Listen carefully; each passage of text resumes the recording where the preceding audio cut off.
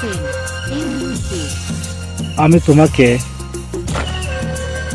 আমার এই মন প্রাণ দিয়ে ভালোবাসি।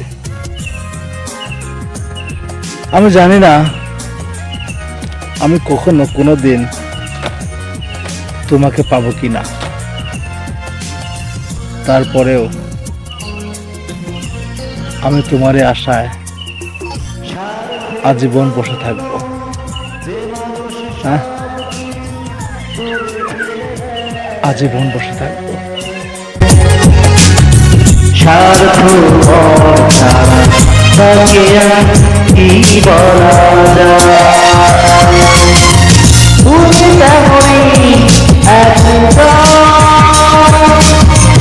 অবিশ্বাসী তোমার মন, তুমি তেমনই একজন